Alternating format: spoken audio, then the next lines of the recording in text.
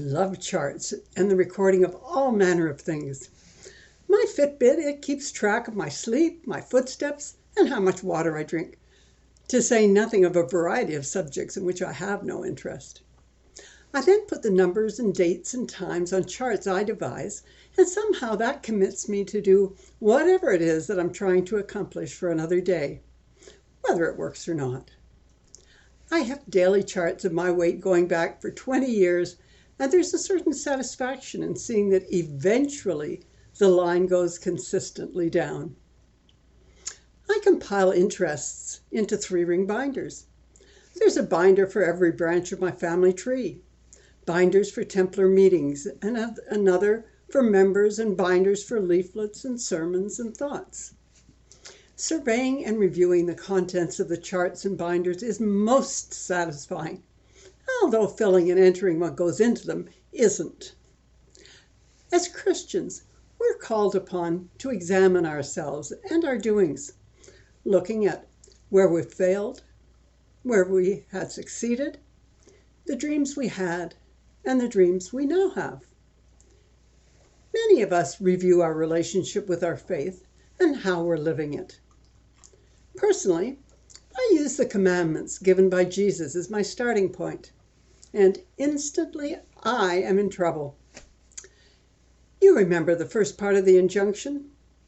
Thou shalt love the Lord thy God with all thy heart, and with all thy soul, and with all thy mind. Well, I try to do that, but how do you love what you can't envision? God, the Creator, is certainly not an old gray-bearded man in his nightgown floating about on a cloud. I see him more as a lightning bolt than anything else I can envisage.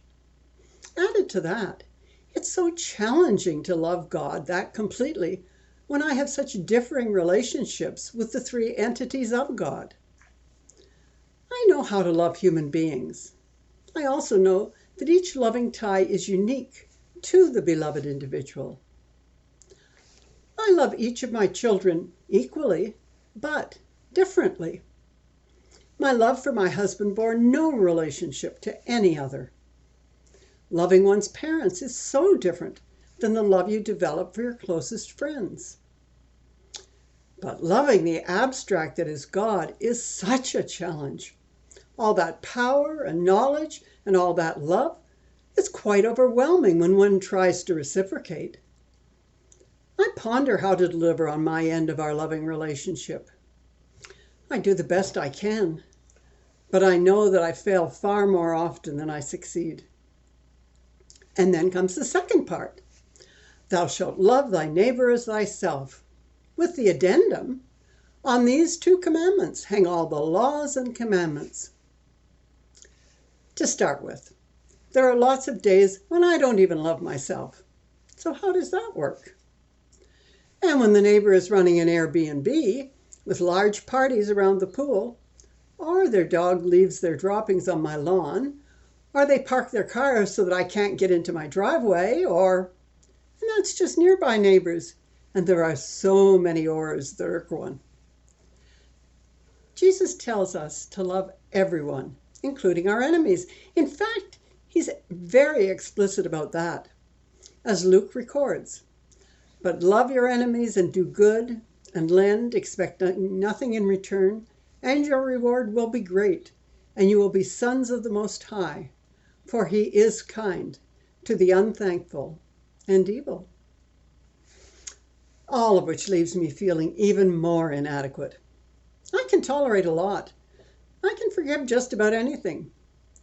But loving those who hurt the innocent, or defraud the gullible, or declare war on their neighbors, something inside me really rebels at the notion of loving them. Love is so complicated. However, a friend sent me the perfect answer to all of this. It's a quotation from Sir Winston Churchill. Success is walking from failure to failure with no loss of enthusiasm. Failure is guaranteed if we only accept the challenge of perfection in those commandments. But as long as we maintain enthusiasm for attempting to attain the will of Jesus' dictum, we're on the right path. And as long as we keep accepting the challenge, after all, it's no big deal to pull the pillow over one's head as the partygoers greet the break of dawn, or cleaning up the very dogs that find my lawn irresistible, or just thinking of my own failings instead of finding fault with others. I guess that takes me a step closer to loving them. And seeing their flaws beside my own is a great reality check, because for sure we know our own failings, the excuses, or the reasons we give to justify them. But we don't know our neighbors. Those are their problems. To me, they're irritants. To them, they may well be giant boulders, keeping them from loving me and God and the rest of the world. So, let it be enough that we work on changing us. After all, we all know that we're unworthy of the love of God. We know that it's not our merit that opens the gates of heaven. Rather, it's the sacrifice of Jesus because of the great, boundless love of God for all of us. It is merely the level of disappointing the goal of perfect love. That's what separates us from each other. There has only been one perfect person, and because of him, we're free to learn to love our neighbors, the stranger, our enemies, and ourselves. May the blessings of God's love ever be yours, and may you share it with all you meet, and so may it be. Amen. Learning how to love the unknown and the unlovable and the enemy has to be the greatest challenge Jesus left us. Once we master that, I imagine that loving God completely will be so much easier.